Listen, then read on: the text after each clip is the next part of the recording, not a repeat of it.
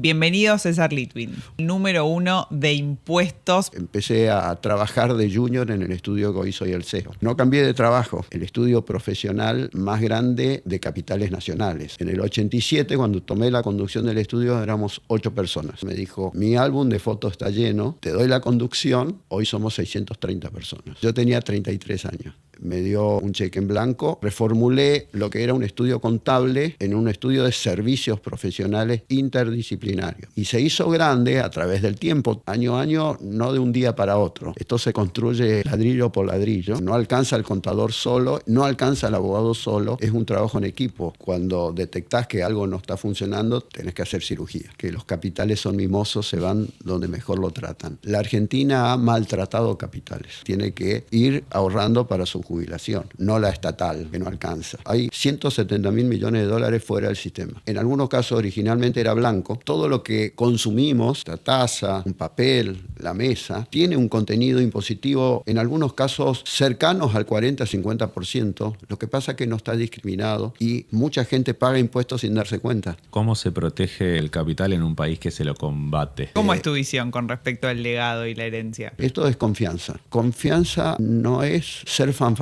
Confianza es tenerse confianza en lo que uno puede hacer y lo que uno puede lograr. La Guita Podcast, el tiempo bien invertido. Presenta este episodio Alaria, ecosistema de oportunidades de inversión. Bienvenidos a un nuevo capítulo de La Guita Podcast. Hoy tenemos al número 1 de impuestos para hablar con nosotros, así que bienvenido César Litwin. Un placer estar acá. Eso de número 1, lo digo yo. Yo lo sigo a Fangio, sí, que fue 5 veces campeón del mundo. Y Fangio decía, hay que tratar de ser el mejor, nunca te la creas. Perfecto. Y yo creo que eso es una enseñanza muy buena para seguir.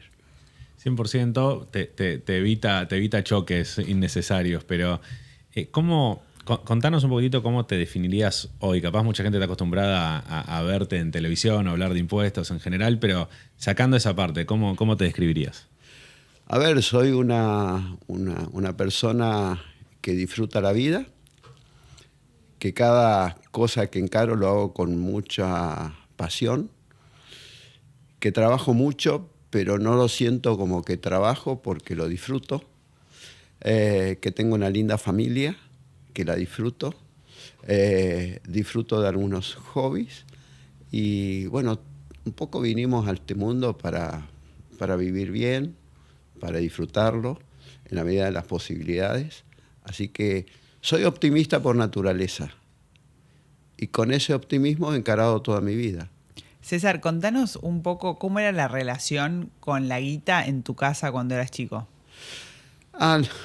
Qué lindo recuerdo, porque mis padres, hijos de inmigrantes, eran muy pobres. Es más, ni mi mamá ni mi papá tenían terminado el primario. Y nos enseñaron el espíritu del esfuerzo. No sé si como mandato o como legado, porque hay una diferencia. Pero, de hecho, hicieron mucho esfuerzo para que sus hijos, mis hermanos, hagamos una carrera universitaria. Ellos tenían un comercio minorista en la ciudad de Corrientes. ¿Qué vendían? Bazar, juguetería y librería. Y la verdad es que no nos faltaba lo que necesitábamos, tampoco sobraba. Pero sí nos inculcaron ese espíritu de solidaridad y ese espíritu también de valorar las cosas que podemos ir logrando. Y la verdad es que también me enseñaron al espíritu de lucha, que es importante porque creo que eso es lo que te permite ir generando logros y disfrutar los logros desde el lugar donde venís. Así que mi infancia no hubo ningún exceso en mi infancia, tampoco nada que necesite básico. Es más, cuento esto, mis padres tenían una juguetería, no tenía juguetes de más. Mirá. Es decir, tenía los juguetes que tenía que tener, pero no es que me crié lleno de juguetes, eran para vender. Y eso es importante también porque es un mensaje importante de no a la abundancia de cosas que te permiten o no te permiten valorar las cosas. Claro, y separar el negocio de lo familiar, ¿no? Como que eran dos cosas distintas. Sí, y además me enseñaron de que si tenía tiempo libre había que ayudar. ¿Eran inmigrantes que venían de dónde? No, mis padres nacieron en Argentina. Mis abuelos, algunos vinieron de Rusia, otros de Polonia y otros de lo que era el Imperio Austrohúngaro, que era difícil en ese momento, pero vinieron al principio de 1900, mis abuelos. ¿Y te criaste en Corrientes hasta...? Nací en Corrientes. Mis padres nacieron en Entre Ríos, en las colonias judías, y viví en Corrientes hasta que me recibí de contador público a los 23 años. La idea fue, no me gustaba la vida en Buenos Aires, en Corrientes vivía muy bien, pero el ejercicio profesional en Corrientes iba a ser muy limitado y lo que logré en ese momento es decir, bueno, vengo a Buenos Aires por un año, me especializo y regreso. Bueno, ahí me encontré que en un año no me especialicé nada porque el camino es mucho más largo para la especialización y con lo cual tuve que reformular mi contrato de regreso mentalmente y pasaron 2, 3 años más y bueno, empecé a generar raíces en Buenos Aires, donde prácticamente no conocía a nadie. Distinto es venir de estudiante, donde ya en un ámbito te vas conociendo con gente. Yo ya vine de profesional, claro, recién recibido. Y bueno, empecé a trabajar de junior en el estudio que hoy soy el CEO. No cambié de trabajo. Increíble. En ningún momento. En ningún momento desde que vine a Buenos Aires. Y el mundo impositivo, porque ahora vamos a llegar a eso, que es muy interesante todo lo que acabas de decir, pero ¿de dónde sale esa idea de quiero estudiar de contador? Digo, no parece tan glamuroso en general de afuera. ¿Cómo encontraste esa beta y eso que te apasionó? Bueno, mis padres tenían un comercio, eso hacía que trabaje un poco, que ayude un poco también en los papeles. Y yo estaba entre ser contador o abogado. No me gustaba la física, no me gustaba la química, no me gustaba otro tipo de ciencias de humanidades, etc. Y entonces estaba entre los dos y la verdad es que soy contador, pero con un perfil más jurídico. O sea, me dedico al derecho tributario, que es esencialmente jurídico. Con lo cual, por ahí vino, y lo fui reformulando no a hacer los tildes, sino a encontrar una gama de decir, bueno, me especializo en derecho tributario y está mucho más cercano a ser abogado que ser contador, siendo contador. ¿Qué hace un tributarista? Y primero interpretamos las leyes, los decretos, las resoluciones, no nos aburrimos nunca. No, acá no. Todos los días hay algo para leer en el boletín oficial. En mi ejercicio docente en la facultad les explico a los alumnos en la primera clase que el que se quiera dedicar luego a impuestos tiene que aceptar, incorporar que junto con el desayuno hay que leer el boletín oficial. Porque siempre salen novedades y los clientes enseguida están preguntando a ver en qué cambia su situación con estas novedades. Yo digo, mate y boletín oficial. Te hago una pregunta. En este estudio y antes de llegar al camino que recorriste, pero en este estudio que hizo CEO o socio, ¿cuánta gente hay hoy empleada? Mirá, saco 2 fotos. La foto cuando yo tomé la conducción del estudio en el año 87, 8 años después de haber venido, y la foto de hoy, que estamos en el 2026. En el 87, cuando tomé la conducción del estudio, éramos 8 personas en 70 metros cuadrados.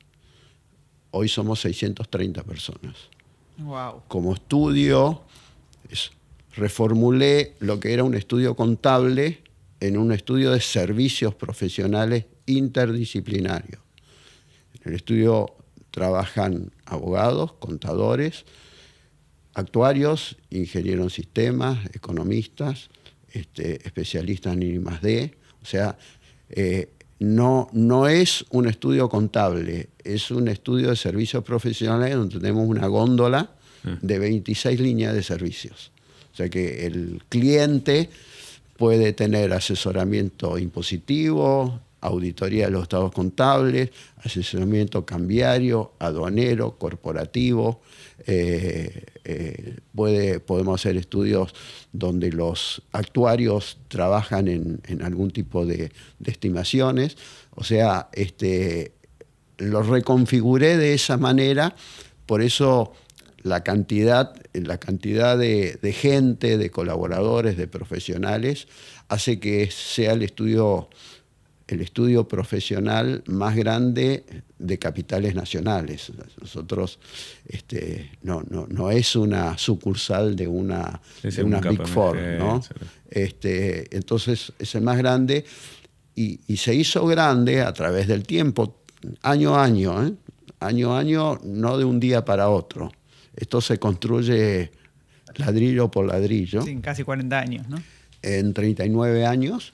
Y eso lo hicimos generando distintos servicios y también haciendo una extensión de fronteras de la ciudad de Buenos Aires, porque tenemos sucursales en el interior del país y desde ese lugar también tenemos, Corrientes fue la primer sucursal porque volví a Corrientes pero con una sucursal. ¿Y hoy son también como una consultora? Claro, sí, hacemos mucha consultoría. Ahí es importante diferenciar lo que es el trabajo de liquidación de lo que es el asesoramiento estratégico. Ahí cambia mucho porque en el asesoramiento estratégico hay más valor agregado que una suma algebraica. No es lo mismo 2 más 2, lo puede hacer cualquiera, de lo que es un asesoramiento estratégico de, voy a hacer este negocio, cómo me conviene hacerlo, dónde lo hago, cómo lo estructuro, qué organización jurídica hago. Todo eso hace que tenga más valor agregado que una simple liquidación. Típicamente, ¿qué clientes tienen hoy? ¿Es personas físicas de alto patrimonio, empresas? ¿Dónde se especializan? De todo. Esto es como un hospital, tenemos todas las patologías. Eso es bueno en el sentido que en estos 39 años la Argentina estuvo siempre de crisis. Entonces, el tener distintos sectores hace que algunos traccionen más, otros traccionen para atrás. Hoy en día, todo lo que es industria están pasando un mal momento, el comercio también, la construcción también.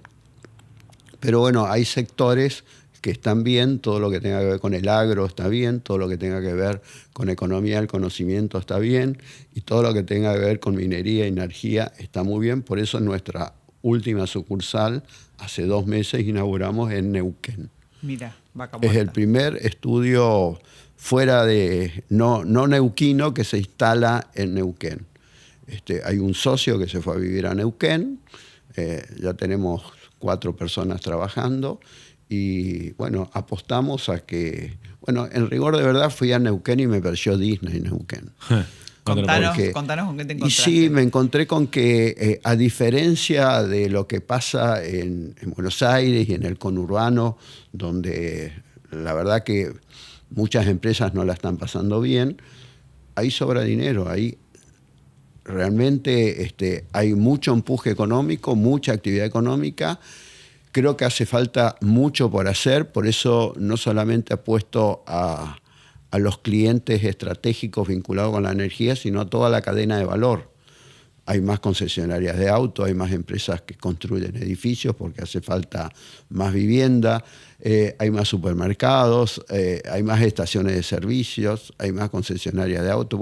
hay de todo más. Entonces la cadena de valor no solo es las empresas grandes que están invirtiendo en Vaca Muerta, sino todos los que prestan servicios a Vaca Muerta también.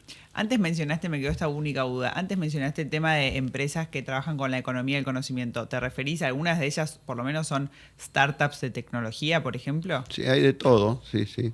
Y van a verte y ¿qué te consultan? bueno, cómo estructurar el negocio, si tiene una extensión geográfica donde hoy no existen fronteras con la virtualidad, entonces se puede estar trabajando de acá para la India, para Japón, para donde quiera.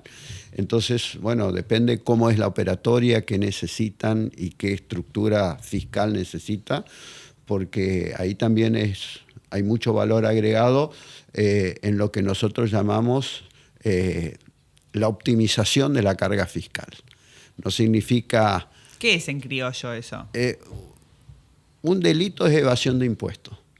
Sí, eso no recomendamos. En el otro extremo está lo que se llama optimización de la carga fiscal, aprovechar todo lo que la ley te permite, pero encontrarle bien la utilidad de determinadas figuras o determinadas estructuras jurídicas que te permitan ser más eficiente en el pago de impuestos. Ahora, después te vamos ¿Saben a sacar... cuál es el impuesto que más gusta? ¿Cuál?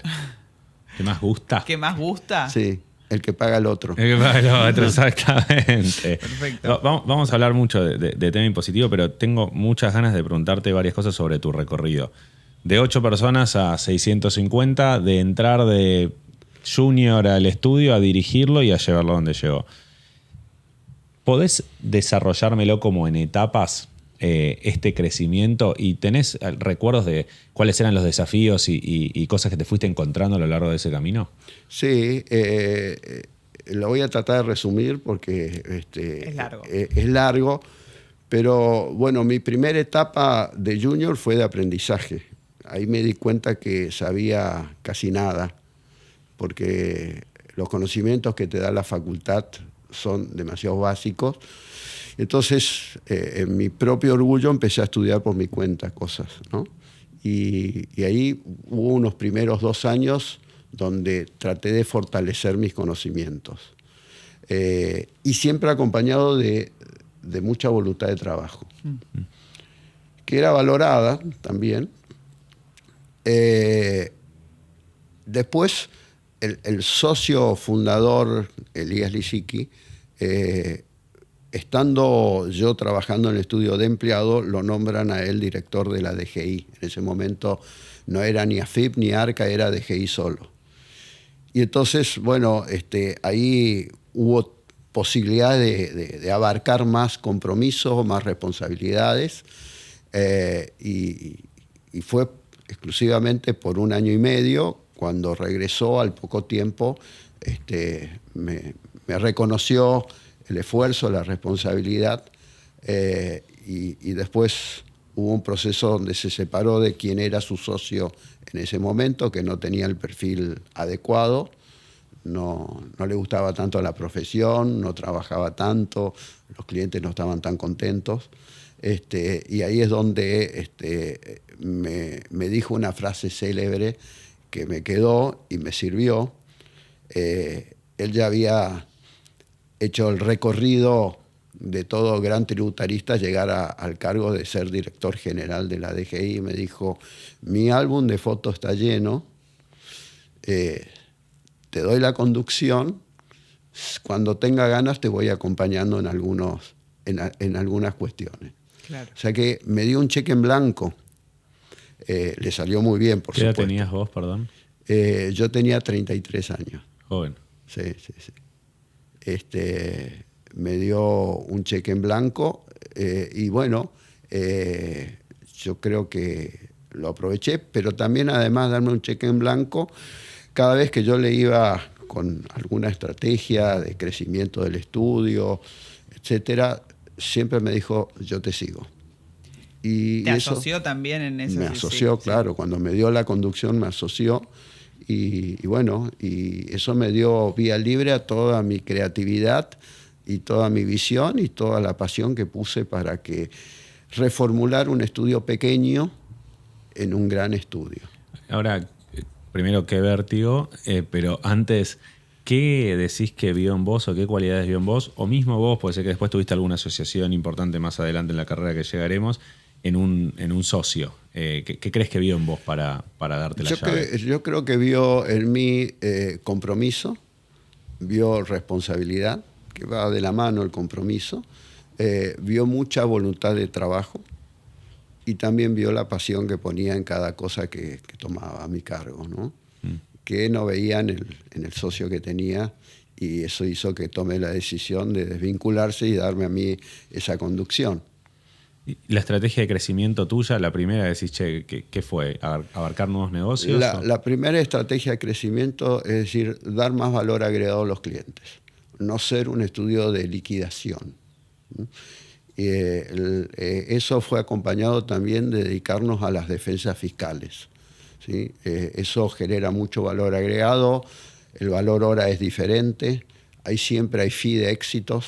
¿Cómo es dedicarse a las defensas fiscales? Sí, cuando AFIP o una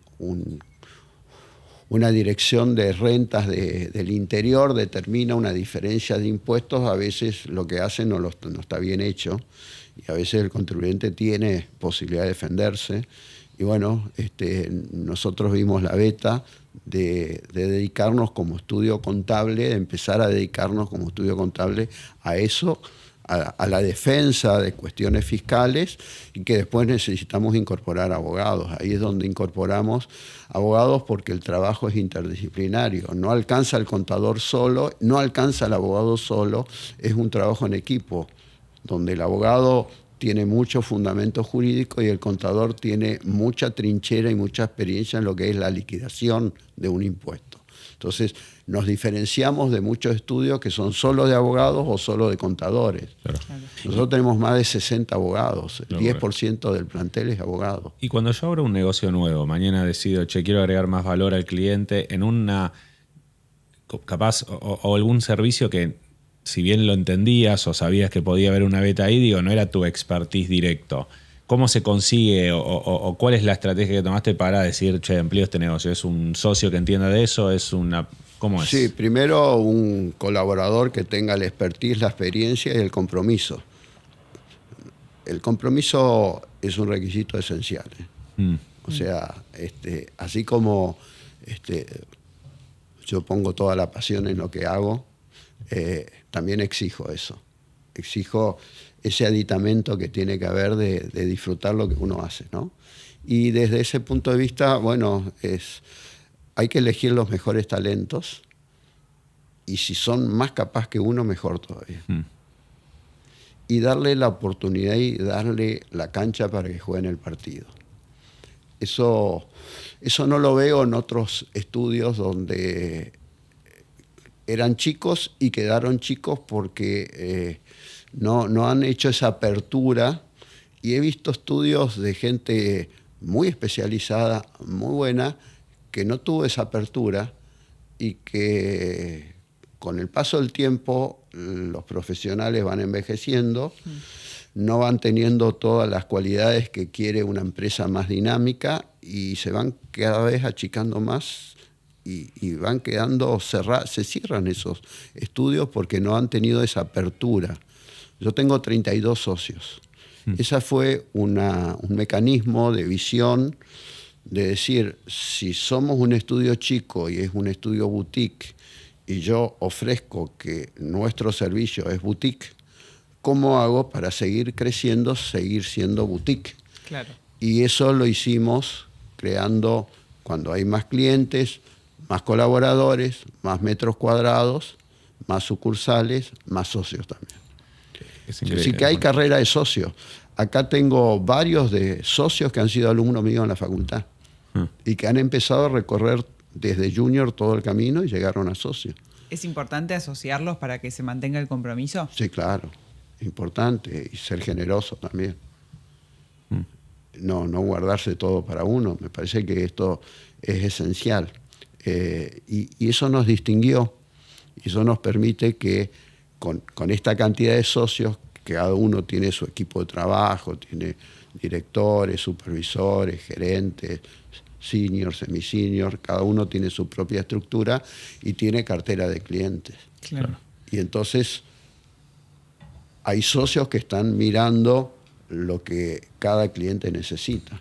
Ahora, qué difícil armar un esquema de incentivos que me imagino que se va moldeando y se va retroalimentando y aprendiendo, pero digo, es difícil armar ese esquema en donde la gente quede cómoda, atenta, contenta, pero que al mismo tiempo tu retribución por eso sea buena, dado el riesgo que también uno corre, ¿no? Porque meter socios nuevos y hablar y gente que hable dentro de tu propia estructura tiene un riesgo asociado reputacional y me imagino bueno, la cuestión es elegir bien.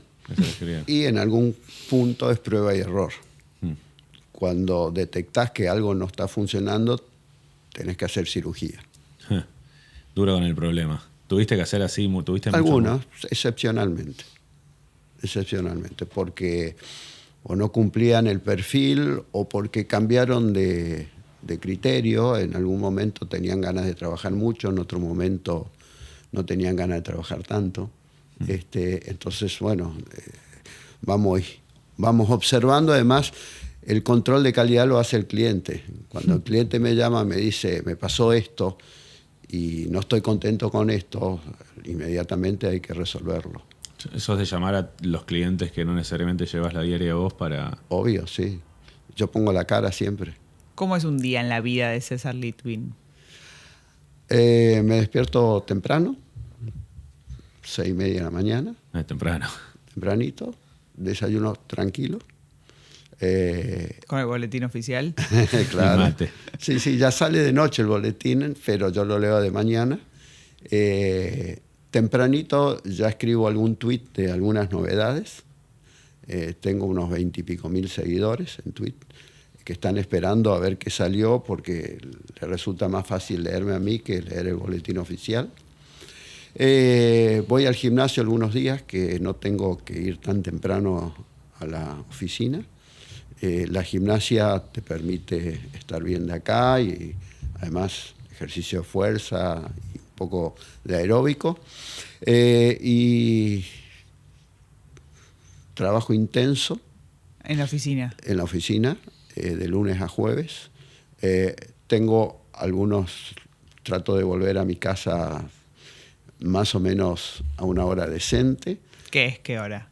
Hoy en día trato de volver cerca de las 7 de la tarde, en pleno apogeo y necesidad de sembrar mucho. Estaba 14 horas afuera, pero bien, ¿no? Pero era lo que hacía falta. Y algunas veces viajo al interior a visitar las sucursales, a reunirme con los clientes más importantes de las sucursales, a hacer la arenga con la estructura. Tenemos, por ejemplo, la sucursal más grande es Rosario, 72 personas tenemos en Rosario. En Corrientes tenemos 30 y pico personas, en Mendoza 40 y pico de personas. Es decir, que la verdad es que es un desafío, es mucha responsabilidad. Muchas familias viven de nosotros. Y bueno, es un desafío tener bien a cada uno de ellos, ¿no? ¿Cómo tomaste el desafío de pasar de ser jugador a director técnico? O sea, me imagino al principio atendías al cliente, resolvías, hacías, y hoy en día te dedicas más a dar soporte a tus asociados y a tu estructura para, ya sea desde el marketing, la presencia, hasta el conocimiento técnico. Se fue dando naturalmente, esa adaptación de roles se fue dando naturalmente a medida que uno fue creciendo y además dando oportunidades sin mezquindades, digo, porque esto es importante también, es decir, dar la posibilidad de que otros sigan subiendo.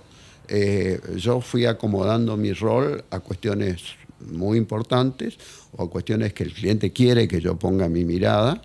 Desde ese punto de vista quiero decir algo. Yo soy 7x24. 7x24 no lo digo metafóricamente. Yo duermo con el teléfono prendido. No me llaman de noche, pero saben que pueden. Yo contesto mensajes los sábados, los domingos.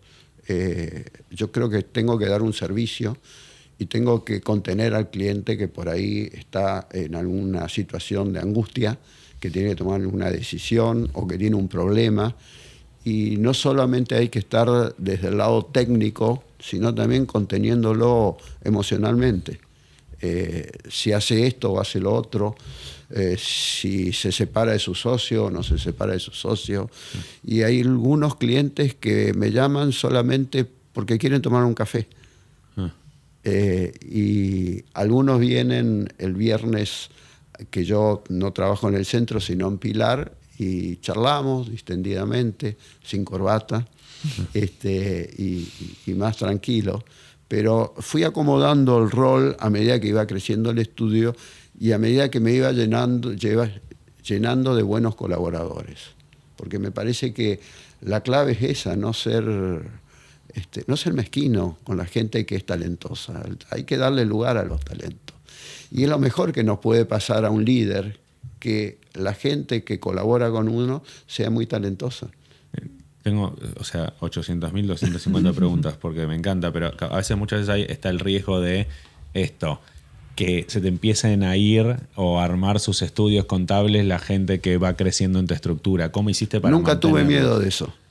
Sí, muchos colegas tienen ese miedo. Muchos colegas no le enseñan a sus colaboradores porque le tienen miedo que después le haga competencia. Yo nunca tuve miedo de eso. Es más, lo que me motivó irme de Corrientes era que cuando yo analizaba los estudios contables importantes de Corrientes, que tenía algunos compañeros que trabajaban en ese estudio, lo hacían hacer tareas muy rutinarias, no le enseñaban nada porque tenían miedo que después abran su estudio y le hagan la competencia. Yo nunca tuve miedo de eso, siempre sentí seguridad de que el sol sale para todos y puedo brindar un servicio y puedo distinguir de los profesionales, de la competencia. La competencia es sana. Además, la competencia te exige más a vos, ser mejor para competir. Entonces, nunca me preocupó eso. Sí hubo gente que se fue y armó su propio estudio, nunca llegó a hacer esto. Clarísimo. Es increíble, me parece muy importante eso, que no te frene el miedo a la competencia, me parece... Es que los miedos paralizan. No, digamos, uno puede tener determinados temores, pero si uno cada cosa que tiene que decidir tiene miedo, va a estar paralizado. Creo que hay una distinción. Cada vez que abrimos una línea de servicios o abrimos una sucursal, es invertir sin saber cómo te puede ir. En el ambiente académico que me muevo, muchos colegas no quieren poner plata para un nuevo servicio o una nueva sucursal o nueva tecnología. Y eso ha sido una distinción nuestra. Nosotros disfrutamos invirtiendo, reinvirtiendo, porque si hemos obtenido dinero de la misma actividad, en algún momento hay que darle de comer a la vaca para que te siga dando leche, ¿no? Y entonces instalar una sucursal, puedo decir recién la sucursal de Neuquén, alquilar la oficina, ponerla en condiciones, llenarla de muebles, de tecnología, etcétera, $400.000. No sé cuándo lo voy a recuperar, pero no me importa, porque esto mismo me pasó en todas las otras sucursales. Y no solo la recuperé, sino seguí creciendo. Esto es confianza. Confianza no es ser fanfarrón. Confianza es tenerse confianza en lo que uno puede hacer y lo que uno puede lograr. Otra cosa es creérsela. ¿La confianza es en vos, es en el equipo o es en el negocio? En todo. No. En todo. En todo. No encaro un nuevo servicio si no tengo confianza que va a funcionar. Puede salir bien o puede salir mal. Hasta ahora estamos invictos. César, ¿cómo se protege el patrimonio o el capital en un país que se lo combate? Eso me hace acordar a una frase que yo uso mucho académicamente, que es que los capitales son mimosos, se van donde mejor lo tratan. La Argentina ha maltratado capitales. Ustedes son muy jóvenes, pero yo recuerdo que mi papá fines del 80, tenía un plazo fijo que había hecho a 7 días para pagar los sueldos de su comercio, y se levantó un día y no tenía más plazo fijo, le dieron un Bonex, un plan Bonex a 10 años, y no podía pagar los sueldos porque eran plazo fijo a 7 días. Era del mismo negocio de la juguetería. Exactamente. Entonces digo, la Argentina ha tenido el plan Bonex, la Argentina ha tenido la especificación asimétrica, la Argentina ha tenido la promesa incumplida, el que depositó dólares va a recibir dólares, Minga no recibió dólares. Entonces la gente, cuando se quemó con leche ve una vaca y llora, es muy trillado esto, pero es la verdad.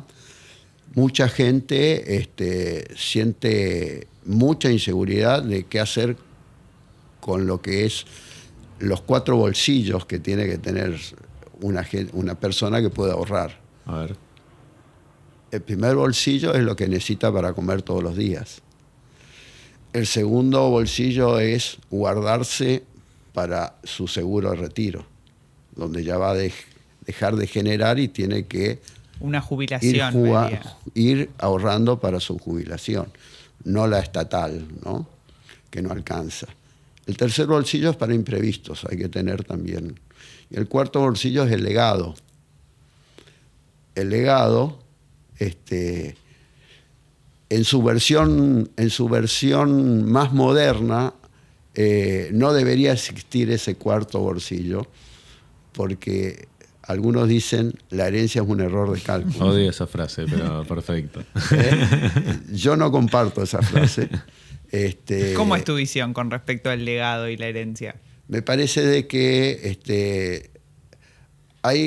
es un tema delicado, porque el nivel de vida que tuve yo de chico no tiene nada que ver con el nivel de vida que yo le doy a mis hijos. Tengo 4 hijos.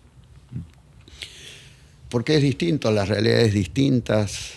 Yo me formé en escuela pública, como les dije, no sobraba el dinero, y mis hijos vivieron una realidad diferente. Y bueno, yo creo que hay que darle algo que no le quite el espíritu de lucha para su propia subsistencia. Desde mi acción concreta, mi rol de padre está totalmente conforme si puedo darle un departamento y un auto y nada más que eso a mis hijos. Un auto y un departamento. Puedo hacerlo, es una ayuda, pero a partir de eso se lo puedo dar, y de hecho con algunos ya lo hice, solo cuando ya lo pueden mantener. Que no tenga que pagar yo las expensas. Entonces le pongo el incentivo para que vayan generando lo que tienen que generar, para que no se pasen rascándose los huevos. ¿Sí? Lo puedo decir, ¿no? Sí, obvio, por favor. Todo, ¿sí? Por favor. Y que no pierdan el espíritu de lucha y sepan que tienen nada más que eso, y en situaciones de imprevistos pueden contar conmigo. Es una ayuda, no es una seguridad total. O sea, de no ahí si querés crecer... Hasta los 21 años, mantención. Después cada uno tiene que mantenerse solo. Los juguetes necesarios, no juguetes. Exactamente. Esa es mi estructura mental, puedo estar equivocado. Yo tomé de algunos millonarios que a los hijos le dieron algo, pero no le dieron todo. ¿Y en tu experiencia esa fue la fórmula? Sí, porque en mi actividad profesional he visto de todo. Contanos de eso. No, he visto de padres que le han dado a los hijos y los siguen manteniendo, y ya los hijos tienen 50 años. Y se acostumbraron a que papá tiene que pagar la tarjeta de crédito. Y me parece horroroso eso. Acá una vez alguien en un podcast nos dijo hay que cuidar a los padres fundadores de los hijos fundidores, que también pasa en un nivel bueno, más hay empresarial. otro dicho también, no sé si lo comparto, que dicen, hijos de padres trabajadores nacen cansados. Claro, tal cual. Pero en el caso mío no se está dando así por ahora. Está bien, estamos bien. Con respecto a la planificación patrimonial y herramientas que uno puede llevarse, si se quiere, a su casa. Te vamos a sacar consejos gratis, es así. Sí. Vamos a aprovechar. Pro bono. Pro bono, exactamente.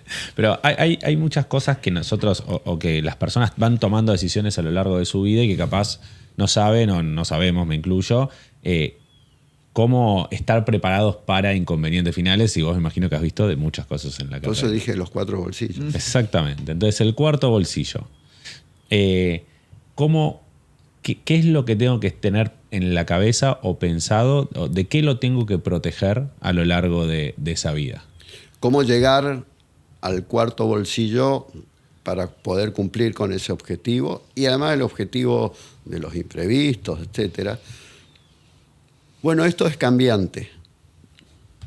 La Argentina durante los últimos 25 años ha tenido una moneda debilitada, con lo cual lo más frecuente y lo más normal es que la gente ahorre en dólares. Por eso está todo el tema de inocencia fiscal, dólares del colchón, etc. Y es cierto, hay 170.000 millones de dólares fuera del sistema, que incluso en algunos casos originalmente era blanco, se cobró un sueldo y el tipo de cambio cambiaba todos los días. Hubo gente que fue a comprar donde podía comprar, en las cuevas, pero si lo declaraba ya tenía un inconveniente que estaba tipificando el delito penal cambiario. Pero era donde se podía comprar y mucha gente protegió su patrimonio en dólares. Desde que asumió este gobierno, seguir ahorrando en dólares es un mal negocio, porque la inflación supera el dólar. Y el carry trade, que es invertir en pesos, con un peso fortificado y con un dólar que no, se logra una rentabilidad en dólares muy importante. Pero siempre está la inquietud hasta cuánto va a durar, porque esto ya pasó en otras épocas, ¿no? Entonces es bueno saber entrar y es bueno saber salir. No siempre se sale a tiempo. Hacerlo bien. Pero en la Argentina se ha ahorrado mucho en dólares. A mí en lo personal me gusta acariciar la inversión. O sea, más que ver en un banco el saldo de la cuenta, me gusta invertir en ladrillos y también en el hobby que tengo de autos clásicos, que es una parte de un portafolio también. Contame qué significa invertir en autos clásicos. Invertir en autos clásicos significa estar en bienes que no se quedan en ese valor, sino que hay que elegir bien qué autos uno puede comprar y qué autos tiene potencialidad de subir. Incluso hoy con la inteligencia artificial vos le decís, me ofrecieron este auto a este precio, ¿qué opinás? Y la inteligencia artificial te dice, este es un precio adecuado en la medida que cumpla estos requisitos. ¿Y qué potencialidades suba? Y bueno, comparame este con este. Y ya la inteligencia artificial, con algún error que puede llegar a tener, porque es prever un poco el futuro, pero de alguna manera hay determinados modelos de autos que ya llegaron a su techo y otros modelos que tienen mucho para recorrer. ¿Qué diferencia un auto viejo de un auto clásico? Muy importante, muy importante. Cuando mis hijos me dicen viejo, yo le digo, yo no soy viejo, yo soy clásico. Porque el auto viejo se va deteriorando y va perdiendo valor. El auto que es clásicos son los autos Sport, son los autos de 2 puertas o descapotables de la década, desde la preguerra en adelante. Pero bueno, hay que elegir bien qué autos. Yo trato de elegir autos que me gusten, además de que puedan valer. Entonces, bueno, todos los autos que he comprado y luego vendido, lo vendí con ganancia en dólares. ¿Cuánto pueden valer uno de esos autos? Mirá, pueden valer desde $30.000 a varios millones de dólares, depende. ¿En qué escala? Depende mucho de la marca, del estado y de la cantidad de autos que se hicieron. Claro. Por ejemplo, vos podés tener un auto americano que está en espectacular estado, impecable, pero se hicieron 150.000 autos o millones de autos, estoy hablando de las marcas Corvette, Mustang, y no son ediciones especiales y no valen mucho y no van a valer mucho. Pero si encontrás una serie de autos que se hicieron solo 400, ¿sí? Ahí sabés de que tenés algo importante en la mano. ¿Hace mucho tenés el hobby de los autos? O la pasión, no sé si el hobby es la palabra. Desde hace 25 años. 25. Bueno, ¿te puedo hacer un par de preguntas más mundanas? Dale. Por ejemplo, temas como... voy a preguntarte varios temas que seguramente tocas en la agencia, pero por ejemplo, divorcios. ¿Qué es lo que uno tiene que tener en cuenta a la hora de hacerlo y cómo uno se puede proteger históricamente de, tanto si es hombre o la mujer, el patrimonio de divorcios y este tipo de cosas? Bueno, siempre una recomendación es en buenos términos.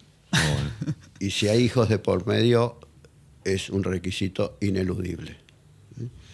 Después, hoy la ley de la Argentina te permite, ¿sí? Optar por el sistema de separación de bienes. Eso significa que cada uno, ¿sí?, tiene su propio patrimonio.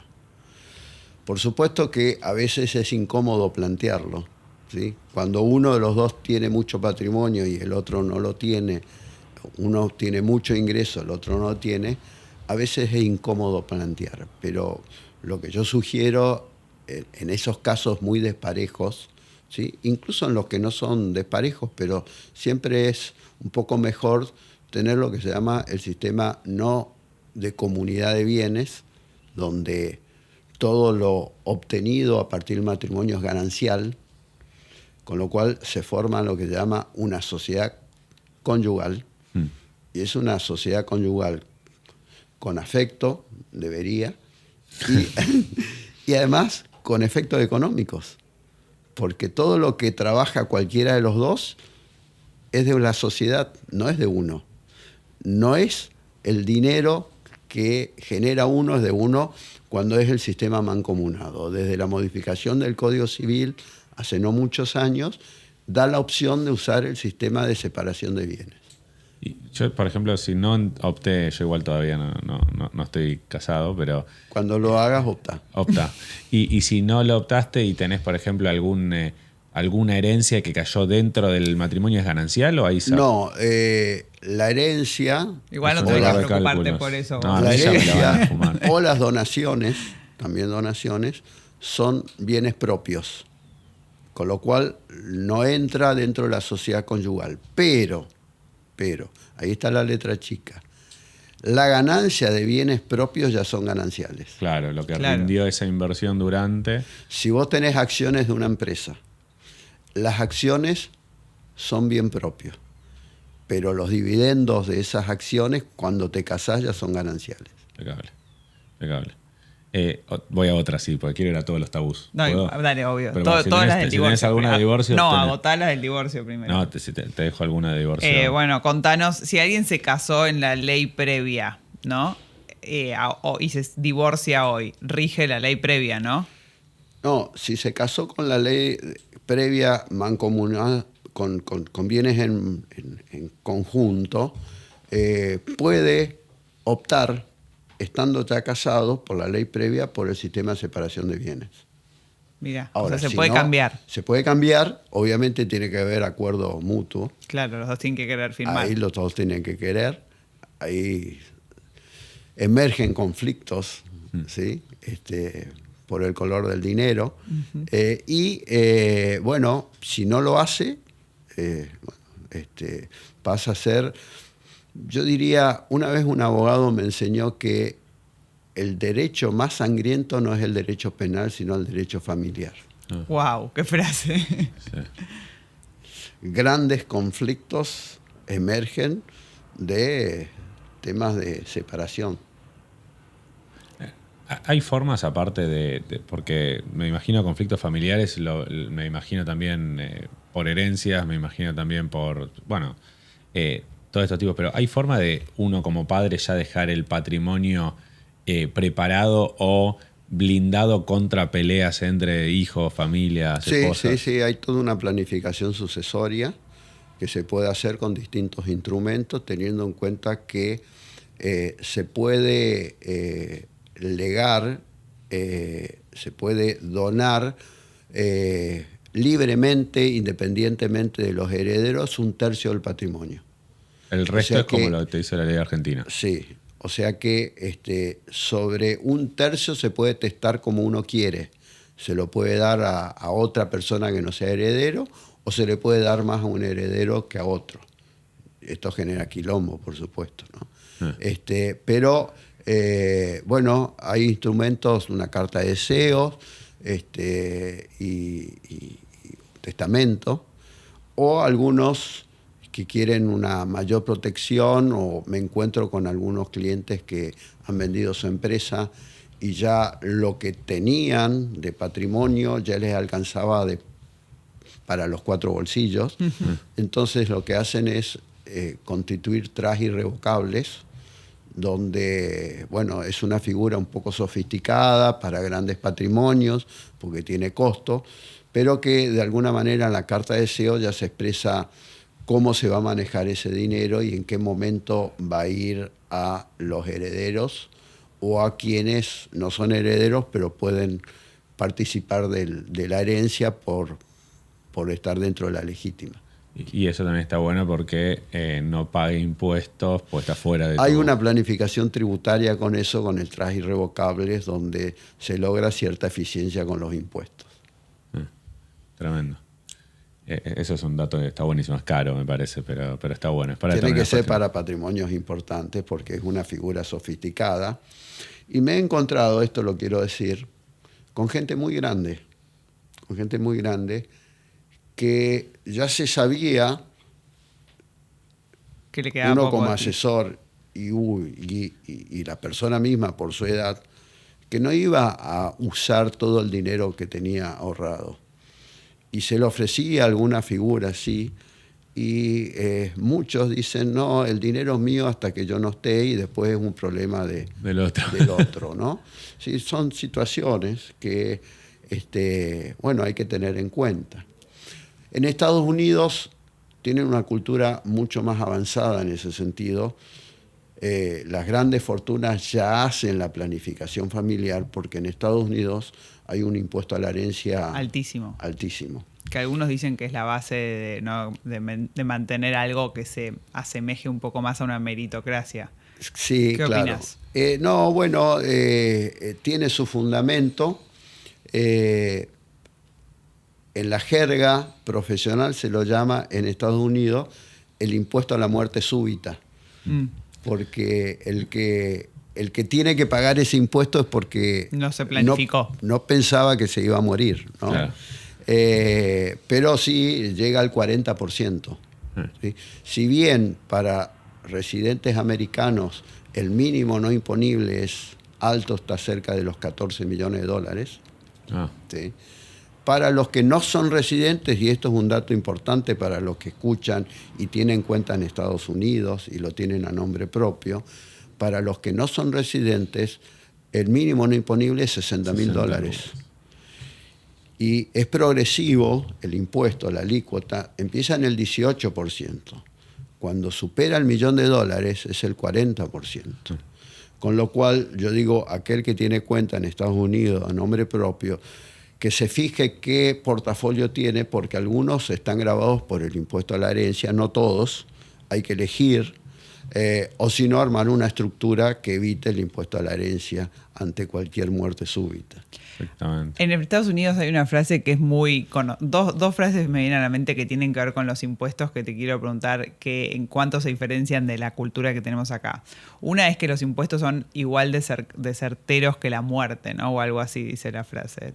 Sí, o sea, hay algo inevitable en el mundo, es los impuestos y la muerte, o la muerte y los impuestos. Claro. Pero acá no se usa tanto. Bueno, lo que pasa es que en la Argentina hay mucha carga fiscal con impuestos que no se ven.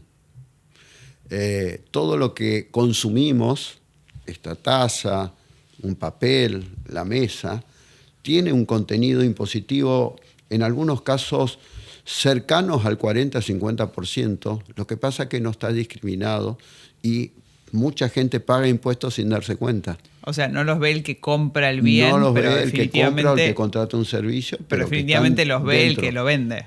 Claro, sí. Entonces, ahí es donde se nota que es inevitable el impuesto, porque cada vez que consumís hay impuesto al consumo. Y yendo un poquito técnico, uno de los problemas que tiene la Argentina es que hay una superposición de impuestos sobre el mismo bien. Por ejemplo, Por ejemplo, si yo quiero comprar esta taza, voy a pagar el 21 de IVA, ¿sí?, que está metido en el precio. Pero dentro del precio también está ingresos brutos. Depende la jurisdicción entre el 3 al 5%. Pero además los municipios se avivaron y ilegítimamente están cobrando una tasa municipal en función de venta. Entonces, vos tenés 3 impuestos sobre el mismo bien. Por eso la incidencia, incluso en algunos bienes, es más del 60%, y sin hablar de cigarrillos, que bueno, ahí hay una cuestión de desmotivar el consumo de cigarrillos con mucho impuesto. Pero básicamente es inevitable, desde que nacemos ya pagamos impuestos. Algunos no lo vemos. ¿Y está bien, son progresivos los impuestos que hay en Argentina? ¿Hay un número que digas, che, este debería ser el porcentaje de impuestos sobre PBI que se cobre? ¿Y cómo? Sí, está buena la pregunta. Tengo que hacer alguna aclaración. La presión fiscal en la Argentina, por la medición científica simple, no es de las más altas. Hoy estamos en el 26% del PBI, pero no mide sobre los que pagan impuestos. Claro. Entonces, si ponemos la informalidad, que está entre el 40 y el 50%, es muy alta la informalidad. Y si ponemos a la inflación como impuesto, porque para una parte de la biblioteca la inflación es un traspaso de riqueza del sector privado al sector público, nuestra presión fiscal efectiva, real, supera el 50% para los que pagan impuestos. claro. Entonces, hay mucho para hacer con la reforma tributaria. Lo que se ha dado que en los 2 años y medio del gobierno actual, a nivel nacional, ha bajado más de 3 puntos del PBI la presión fiscal, ha bajado cerca de 20 tributos del gobierno nacional. En cambio, provincias y municipios normalmente han aumentado los impuestos. Entonces, lo que bajó la nación no incidió tanto en el bolsillo, porque provincias y municipios han aumentado más. Eso es lo que la gran asignatura pendiente es, una buena reforma tributaria donde se contemple no solo a la nación, provincia y municipio. Y en la forma también de cobrar los impuestos, ¿no? Porque que tus impuestos sean ingresos brutos, IVA, etcétera, son muy poco lo que se podría denominar progresivos. ¿Qué país del mundo tiene impuestos que digamos progresivos bien puestos? Progresivo, primero explicar lo que es progresivo. Sí, progresivo es que a medida que tenés más capacidad económica, pagás más alícuota. Exacto, que lo paguen los ricos, digamos. ¿no? Sí, los que más tienen, más pagan. Bueno, el ejemplo es el impuesto a la renta, que en la Argentina se llama impuesto a las ganancias, donde tenés algunos lugares, los países escandinavos, que están cerca del 50% de alícuota en las escalas superiores. En la Argentina la alícuota máxima es el 35%. Pero ¿qué pasa? Fíjense que los países escandinavos, que son los que más presión fiscal tienen, es donde menos evasión tienen. Porque hay como un entendimiento de que el Estado necesita dar el bienestar a la gente, no hay corrupción, o si hay es aislada, de que necesita darle un estado de bienestar, se llama en los países escandinavos, donde hay que dar buena educación, buena salud, buena infraestructura, buena salud. Estuve en Dinamarca hace unos años y pregunté cómo es el tema de la educación. Y me dicen, no, la educación es pública y privada. Y la educación privada no es que sea mejor que la pública, sino que está más especializada, informática, etc. Pero lo que me llamó la atención es que el Estado paga la cuota de la educación privada. ¿Y entonces cómo es privada? Es privada, Sí. pero la cuota la paga el Estado porque vos pagaste tu impuesto y con tu impuesto el Estado te tiene que dar educación. Y vos elegís pública o privada. Increíble. Es muy interesante eso. Te puedo apelar un segundo y voy a volver a impuestos, pero quiero apelar al César que no se viste de traje, que está el viernes charlando, tomando un café con la persona. ¿Y qué traje, digamos? ¿No? Pero qué traje. Por ahora, el mejor entrevistado, el mejor vestido de los entrevistados. Bueno, muchas vamos gracias. Vamos a empezar a venir así, nosotros vamos a subir un poco el nivel, es una locura. No, bueno, pero yo tengo que disfrazarme de contador. Bueno, también eso va a ser otra pregunta, pero me imagino que viste caer, o muchas de las discusiones que tenés en la diaria son desde convocatorias hasta separaciones de socios, hasta divorcios. Digo, ¿por qué? Y pensando los divorcios o las parejas como una sociedad también, digo, ¿por qué fracasan las sociedades? Bueno, vamos a empezar por sociedades familiares, donde no hay divorcio de matrimonio, pero sí divorcio de socios. Normalmente los socios se eligen con determinado afecto societatis, se llama, o sea que tienen ganas de ser socios. El problema es cuando vienen las generaciones siguientes. Y yo aprendí una frase que es interesante decirla y la digo despacio. El hijo de un socio no es socio del socio. ¿Qué significa esto? Dos socios se eligieron entre ellos, pero esos socios no eligieron de socio a los hijos de ellos. Entonces he tenido situaciones donde cuando vienen las nuevas generaciones empieza el conflicto de intereses. A mí me tocó una situación profesional hace algunos años donde había dos socios que se llevaban muy bien, también que compartían el despacho. Es decir, eran amigos y socios y disfrutaban juntos tomar las decisiones. Y bastó que uno de los socios lo cagó a puteadas a el hijo del otro socio que se terminó la sociedad. Claro. Entonces, normalmente las nuevas generaciones vienen con otra mentalidad, con otro espíritu de sacrificio y además no fueron elegidos por los socios. Y también pasa en socios donde vienen las nuevas generaciones y entre los mismos hermanos no se llevan bien o tienen distinta visión de trabajo. A alguno le gusta el arte pero quiere seguir recibiendo todo el dinero y otro pone todo el esfuerzo e incrementa la capacidad de la empresa e incrementa el patrimonio de la empresa. Uno transpira y el otro está rascándose los huevos. Bueno, pasa también y hay que encontrar soluciones a esto. ¿Cuál es una solución típica o una forma de blindar a la empresa de la segunda generación, o por lo menos de las peleas con la segunda generación? Bueno, hacer un protocolo familiar, un protocolo de empresa, donde se establezca un poco bien los roles y en función de esos roles qué participación tiene cada uno. Esto es un instrumento que nosotros estamos usando mucho con empresas familiares que han crecido, pero que ya vienen las nuevas generaciones. Esto es muy habitual, ¿eh? Sí. Me imagino. Casi de todos los días. En base a eso queríamos hacerte la pregunta de uno de nuestros sponsors, que es el BIND. Ya te la hago muy bien que me hiciste acordar. Yo a veces me olvido. Me hizo acordar ella. Gracias. ¿Cuál fue la mejor inversión de tu vida? Ladrillos.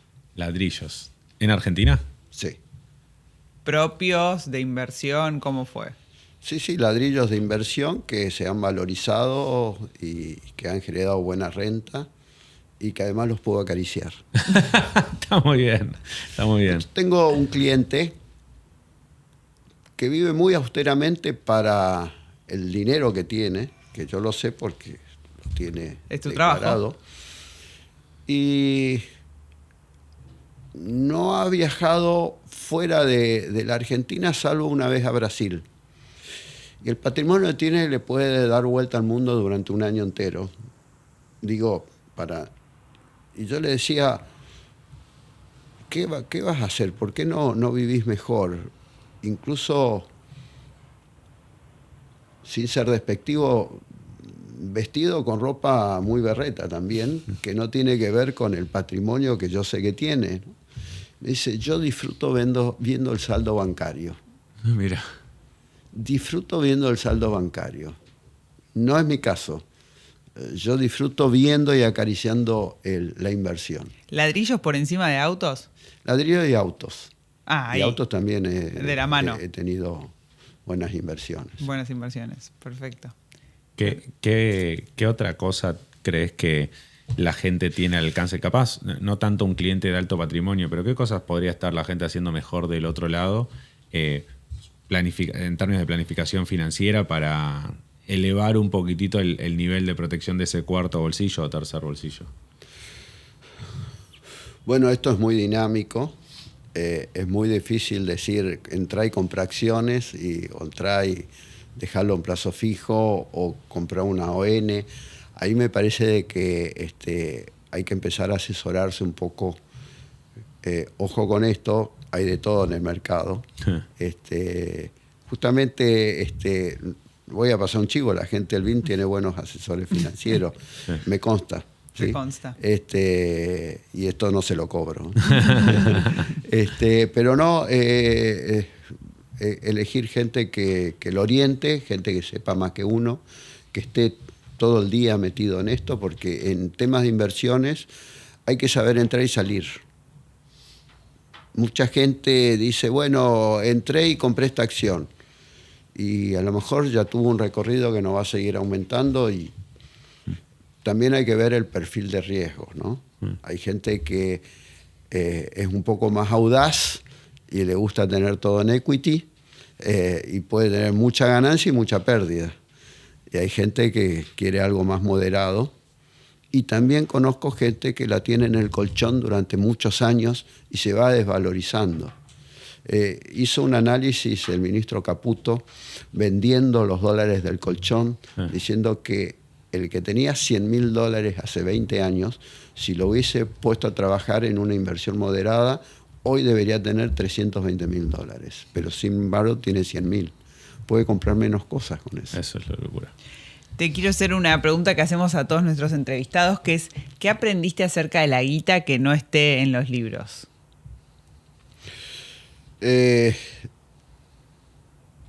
Yo no leí ningún libro sobre el uso del dinero.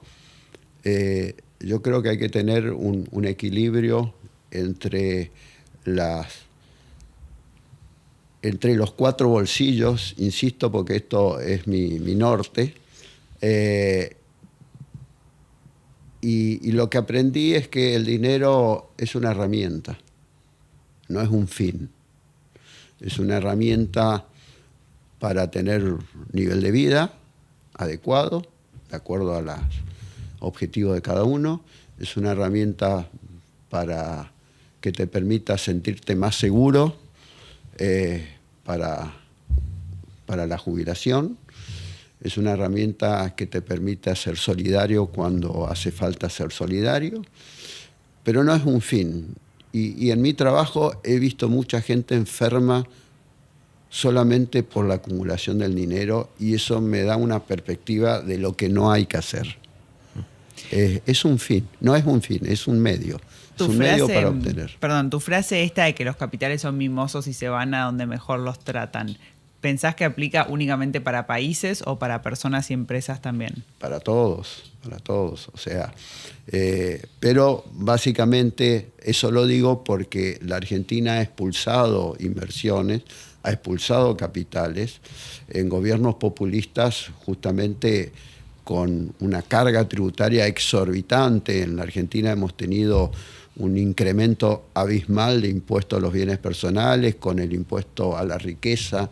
La idea era atacar esos capitales. Pasó en Francia, en la época del presidente Hollande, que creó un impuesto a los súper ricos, que logró que se vayan casi todos fuera de Francia. Sí, y muchos hubo un estudio de un economista francés que midió cuánto dejó de percibir el gobierno francés por la gente que se fue respecto de lo que consume esa gente, que son los que más consumen y pagan impuestos, y respecto de la renta de esa gente. La ecuación le dio negativa, o sea que recaudó menos por ese... Bueno, en la Argentina pasó lo mismo. Sí. Cuando se creó el impuesto a la riqueza, mucha gente se fue a vivir a Uruguay. Uruguay los recibió con mucho cariño impositivo. A muchos durante 10 años no les perdonan. Por 10 años no tienen que pagar impuesto a la renta, no tienen que pagar patrimonio por todo lo que tengan afuera, con lo cual eso es una situación de mucho cariño impositivo y mucha gente se fue, pero se fue porque acá lo estaban maltratando. Los países que hicieron eso como Uruguay, que durante 10 años perdonan, o sea, más allá de la cosa coyuntural de que Argentina los expulsaba, ¿les fue bien? Sí, claro. O sea, ¿es una buena estrategia para un país perdonar impuestos? Sí, hay que ver cada país, qué productividad tiene, Uruguay de alguna manera vive de los capitales de algunos uruguayos, de muchos brasileños, de muchos argentinos, que son los que están impulsando la actividad económica. Con eso, lo que hizo Uruguay es impulsar actividad económica, porque mucha gente se fue a Uruguay, consume en Uruguay, paga impuestos, invierte en Uruguay, gana en Uruguay, y si bien no paga por las ganancias fuera de Uruguay, pero por lo que hace en Uruguay paga impuestos. Entonces, de alguna manera, la ecuación le cierra. Perdón, última porque te estamos exprimiendo, pero ¿qué perspectivas tenés para adelante en cuanto a la Argentina en general y el rumbo que se está llevando? Capaz desde lo más chiquitito y actual hasta algo más de largo plazo que nos interesa más. A ver, yo soy optimista por naturaleza, con lo cual un gobierno que domó la inflación, que cumplió la palabra del ajuste del gasto de despilfarro, que logró desde el primer mes algo que ningún economista pudo prever, que era el superávit fiscal, las perspectivas de la Argentina siguiendo el mismo modelo son impresionantes. Pero hay una macro que anda muy bien, algunos sectores de la micro andan muy bien y otros sectores no tienen futuro. Es lamentable porque cuando se dice hay sectores que le va a ir mal, hay gente atrás, hay empleados atrás. Y no tenemos todavía el puente para que esa gente que queda sin trabajo pueda tener trabajo en otro lugar, porque no todos se van a Neuquén, no todos se van a San Juan, a Salta, a Jujuy, no todos quieren irse. Y no todos están capacitados, porque ahí tenemos un problema también más intenso, más profundo, que es la educación y las habilidades para hacer determinados trabajos, teniendo en cuenta todo el avance tecnológico, teniendo en cuenta que la educación en la Argentina es una asignatura pendiente, cantidad de huelgas, paros, calidad de educación. Hay mucha brecha entre determinados lugares donde dan buena educación a otros lugares que no dan buena educación por todo el tema sindical. El sindicalismo copó la educación, ¿sí? Ahora, mi perspectiva es que la Argentina, siguiendo un gobierno de características parecidas, explota la actividad económica en algunos sectores y fíjense todo lo que es la exportación de los productos energéticos. La Argentina hoy, con todo el despelote que hay en el mundo con las guerras de Rusia, Ucrania, Medio Oriente, la Argentina pasó a ser un proveedor estratégico, donde no hay conflictos, ¿sí? Espero que nos amiguemos con Brasil, pero no hay conflictos con otros países y la verdad que la generación de energía, de gas, los contratos a gas son a largo plazo, entonces el que hace un contrato con la Argentina no es por un tiempito corto, es por largo plazo. Eso genera divisas y si se invierte bien y si se logra que el populismo no quiera meter mano de todo eso, la Argentina tiene un futuro espectacular, más allá que algunos sectores tienen que reformularse, más allá que va a ser doloroso para alguna gente que no se pueda reinsertar, pero en términos generales, la Argentina, no te digo Argentina potencia, pero una Argentina muy diferente de la decadencia que venimos teniendo. Hay que ser más mimosos con el capital. Tal cual. César, gracias. La verdad que una locura increíble. Muchísimas fantástico. gracias por haber venido. Creo que estamos para dar un aplauso Un fuerte. placer. Espectacular.